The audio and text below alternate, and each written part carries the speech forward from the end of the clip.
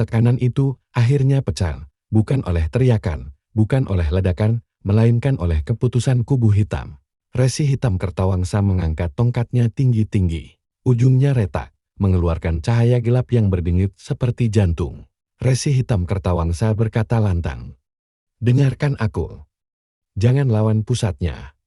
Hancurkan sekelilingnya, buat dia goyah." Narasi. Saat satu kekuatan tak bisa dijatuhkan, musuh akan menyerang. Apa yang ia lindungi? Prabu Kalaniskala tersenyum tipis. "Akhirnya kau bicara dengan akal." Ia mengepalkan tangan.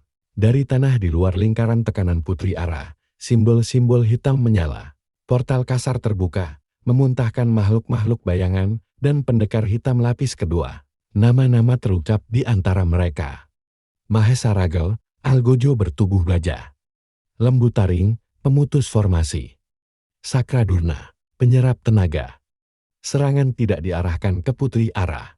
Mereka menyerbu barisan rakyat Sinduwangi. "Tahan barisan kiri," teriak Wirajatmika. "Jangan biarkan mereka masuk ke tengah."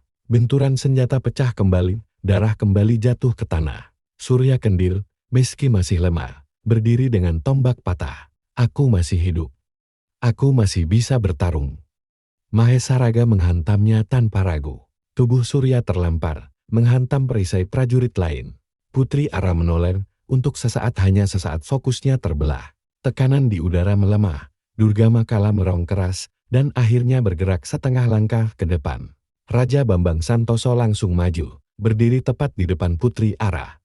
"Lanjutkan. Biarkan kami menahan." Ari Setiani dan Raka Pradana Anggoro bergerak bersamaan, membentuk formasi pelindung rakyat. Cahaya dan bayangan bertabrakan di udara, memecah malam menjadi kilatan-kilatan keras. Nyai Rantamsari memanfaatkan celah. Ia menyelinap, kukunya mengarah ke punggung Putri Ara. Namun penjaga timur, Bayu Angkara, muncul dari kabut. Pedangnya menahan serangan itu tepat waktu. Bayu Angkara berkata tegas, "Kau tidak menyentuhnya." Nyai Rantamsari mendesis marah. Narasi. Perang sejati bukan tentang siapa paling kuat, tetapi siapa paling siap berkorban.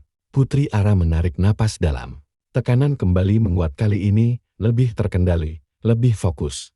Ia berkata pelan, namun terdengar oleh semua, "Baik.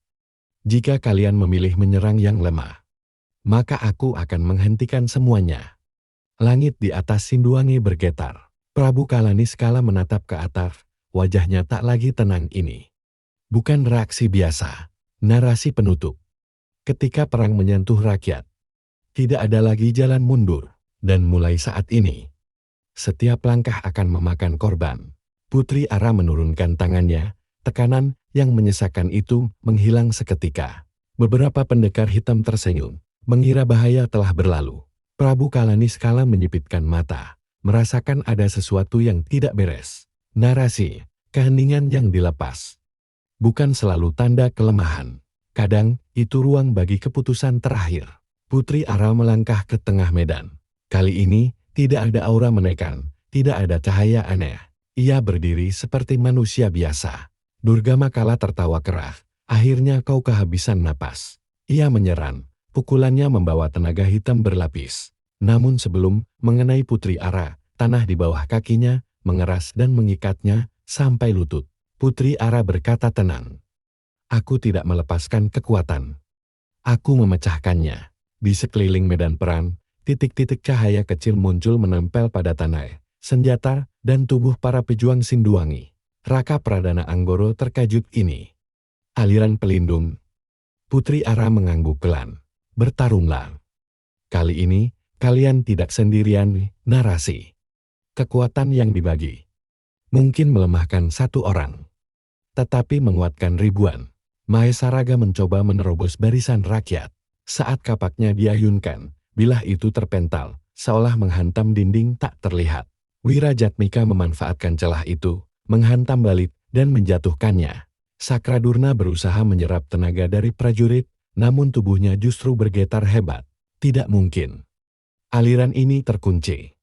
Prabu Kalaniskala melangkah maju, wajahnya serius. "Putri Ara, kau memilih jalan yang paling berbahaya." Putri Ara menatapnya. "Aku memilih jalan yang menyelamatkan." Nyai Rantamsari mencoba menyerang dari sisi lain, tapi Ari Setiani dan Bayu Angkara mengapitnya. Untuk pertama kalinya, ia terdesak dan terpaksa mundur. Di barisan belakang, rakyat biasa petani, pandai besi, pedagang mengangkat senjata seadanya. Dengan perlindungan aliran itu, mereka berdiri sejajar dengan pendekar. Narasi, saat rakyat bangkit. Kerajaan tidak lagi bergantung pada satu sosok saja. Prabu Kalaniskala mengangkat tangannya perlahan. Langit kembali bergetar, kali ini lebih berat, lebih gelap. Kalau begitu, katanya dingin. Kita naikkan taruhannya.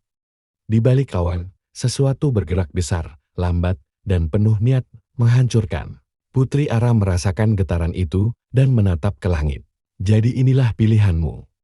Narasi penutup. Perang telah berubah bentuk, dan apa yang turun dari langit akan menentukan apakah Sindwangi berdiri atau runtuh.